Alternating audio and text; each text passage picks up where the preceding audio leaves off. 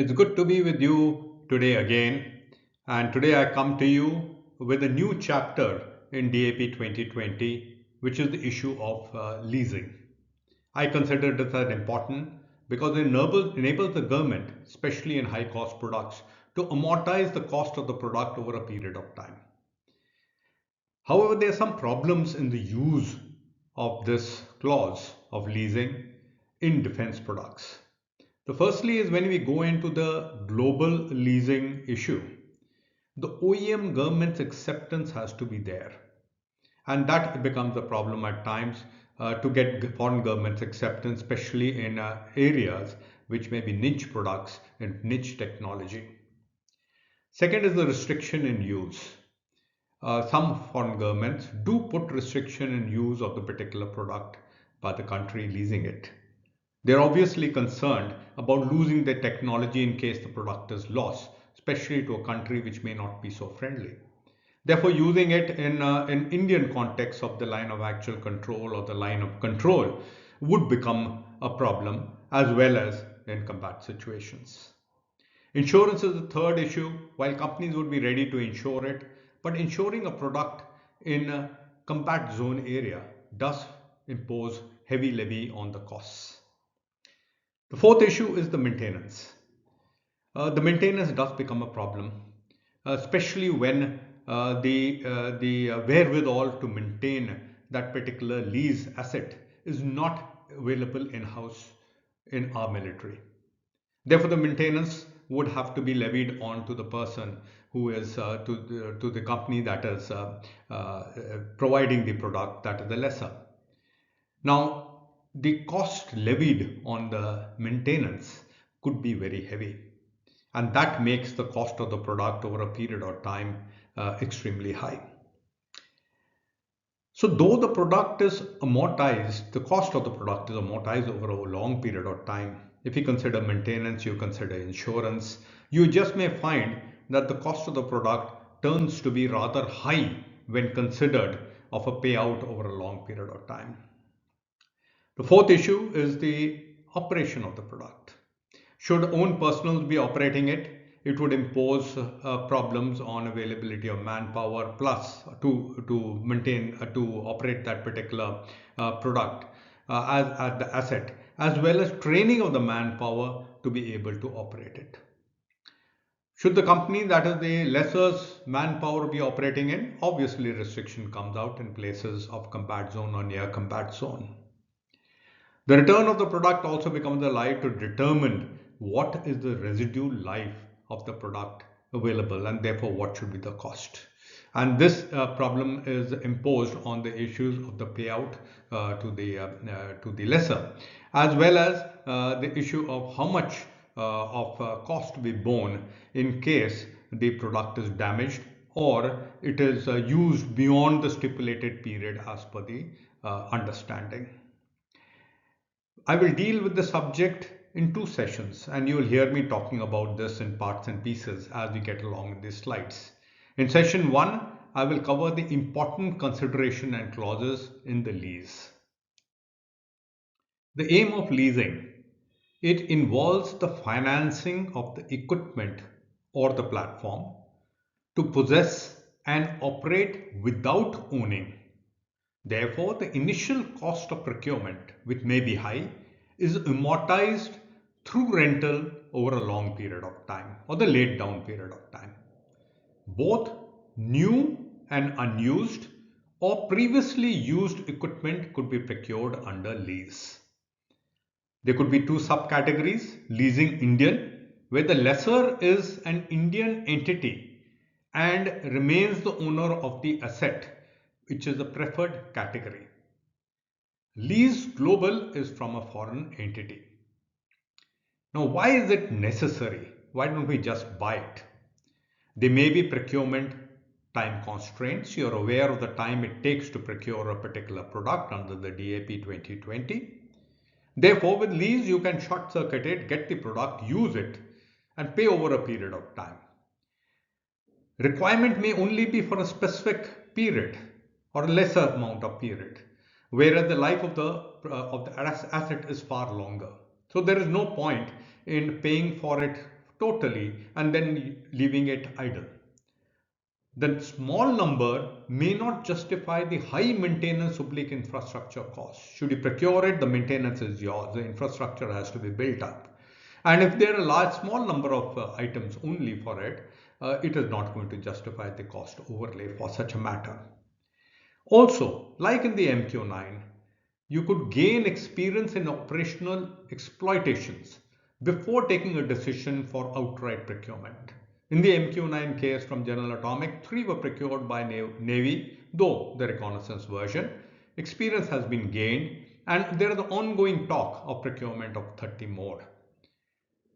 Also, amortize a high initial cost in certain products over a period of time. Advantage for the lessee is that it enables the use of the equipment without making an initial large capital outlay. It mitigates the effect of equipment obsolescence. This is especially so in IT products and products which may be phased out pretty soon with changing in technology. Faster acquisition of capability than procurement and reduced administrative costs, especially in terms of the maintenance and things like that.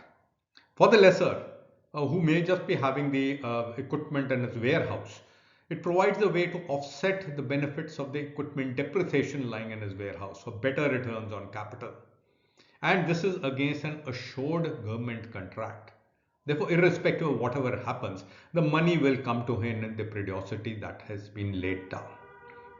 The type of lease, there are basically two of them, which is the operating lease, where the lessee, which is the MOD, uses the asset for a specific period, making rental payment but does not gain ownership rights. On conclusion of the lease or at a predetermined intervening period, the asset may be acquired by the MOD for a pre-agreed price, which would be the residual price or residual value that has been agreed to, or the asset may be returned to the lessor. Such an operating lease could be either a dry or a wet lease. In case of a dry lease, only the asset is leased. In case of a wet lease, the lessor provides the asset, the maintenance and the insurance to the lessee. A finance lease operates like a loan, as the lessee, that is MOD, pays for the entire value of the asset over the term of the lease. That means amortizing the cost of the product over a period of time. At the conclusion of the arrangement, the MOD can take the ownership of the asset for a nominal predetermined consideration, that is the residual life, or it can also return it to the lessor at the buyback clause. Some important considerations. Firstly, the maintenance philosophy in the leasing issue. In a dry or a finance lease, the maintenance philosophy and the wherewithal, including the capabilities, will have to be examined at the RFI oblique the formulation of the letter of request stage. We will come to it later. This becomes a problem because you have to be very specific, including the cost consideration for the maintenance has to be worked out, and as to who will do it and when all should be the periodicity of the maintenance. If the maintenance is sought from the lessor, it may be a separate agreement from the main lease agreement. Lease Global cases, as I brought out earlier, the licensing approval has to be by the government of the OEM, and therefore the MOD has to confirm that from the foreign OEM government. The care, custody and control of the assets have to be specified very clearly in the contract, as well as initially in the LOR, the letter of request. Return conditions have to be worked out. Also, at times, the foreign government may not want the equipment to be returned back to the lessor, and therefore the entity approved by the government of the OEM has to be the receiver of the asset. There would be varied accounting rules, especially the lessee and the lessor, especially a foreign country, and applicable operating regulating impacts would be there, which would be different for both the countries, and these have to be worked out at the time of the LOR as well as the contract. In the return to asset, certain problems come up, which is the insurance of the liability as to what is the liability, how much is it, and what is the applicability to the lease payment. We'll have a look at it and the insurance part. The conditions of redelivery oblique return of the asset to the lessor has to be worked out. The conditions for the physical aspects of the asset maintenance record, and special checks that have been carried out have to be provided. And all these have to be meticulously maintained during the lifespan of the lease. Now, there could be possibility that the equipment has been modified for the requirement of the Indian military. It could be refitted. Also, there would be certain upgrades that would come up in a condition, especially in a long lease. Now, the payment for such demodifications, once the modification has been made, or the understanding whether the demodifications will be done or not, would have to be laid down. In certain modifications that have to be done, especially when the equipment has been oriented towards Indian military requirement. Normally, in case of such modification, the lessor will bear the cost of any discretionary asset upgrade, improvements, or major refurbishments. Unless it is contrary to this aspect and it is specifically being asked for by the SHQs of the Indian military. We come to the aspects of conditions precedent.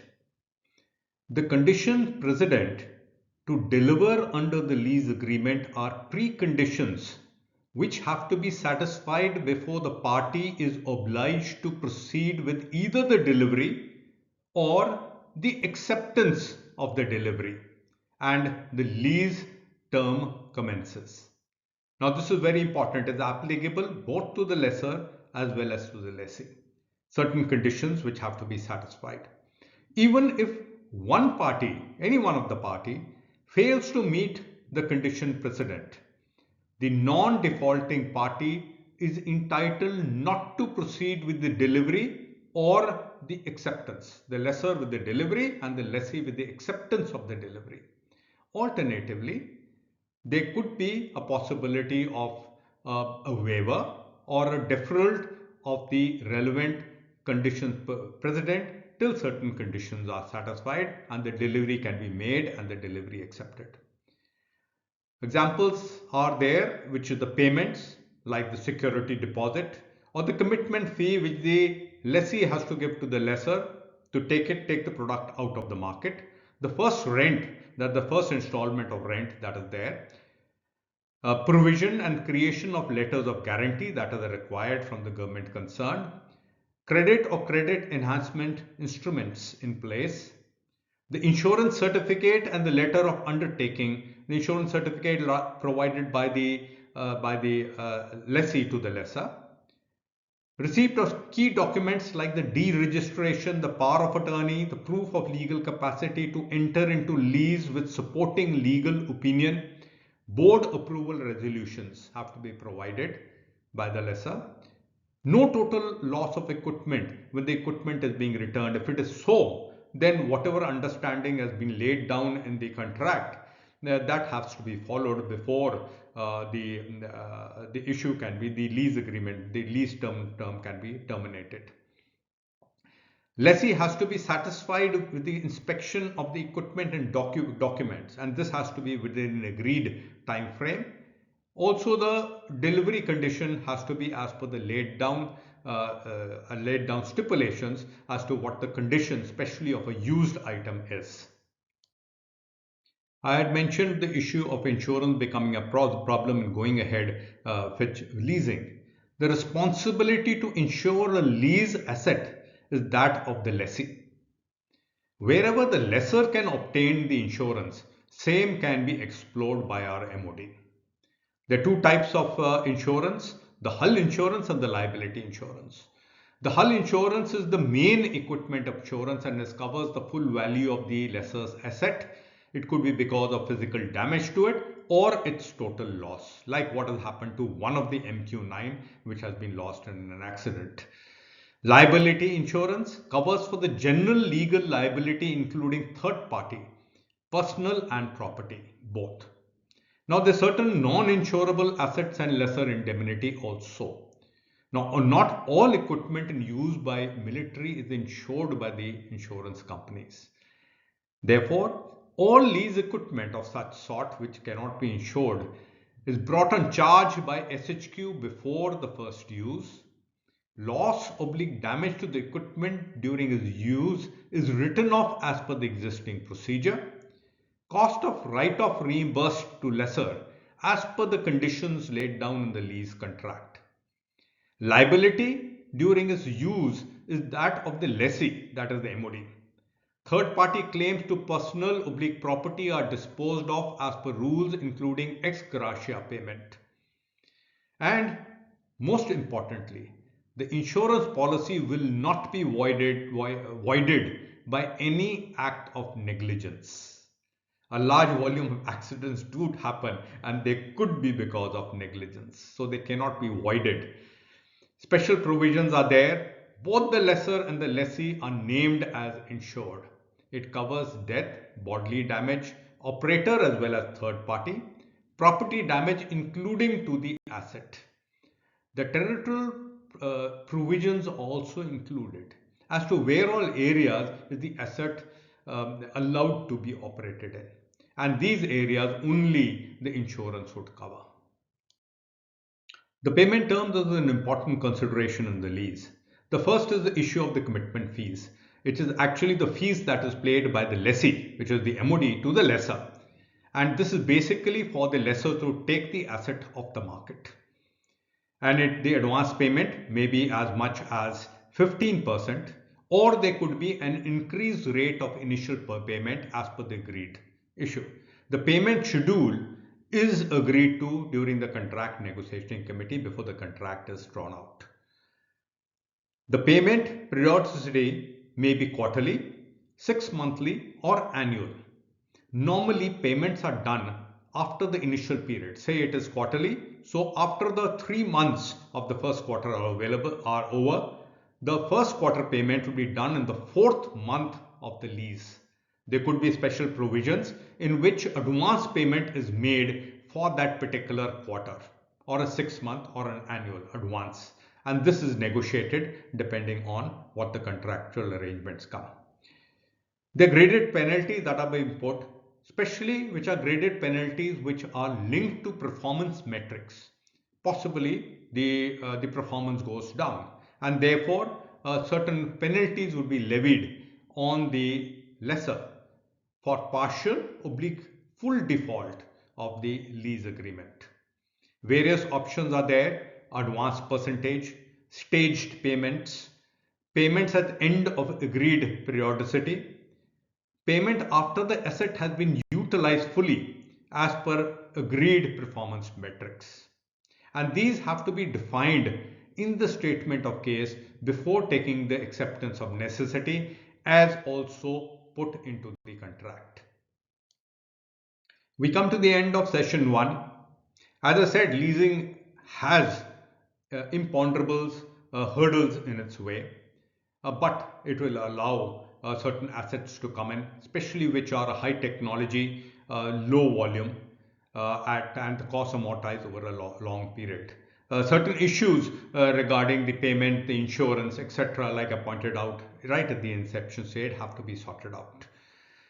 We shall now come to leasing, the second session of chapter 9, and there we will look as to what the process is and what are the condoning powers. Till then, thank you very much.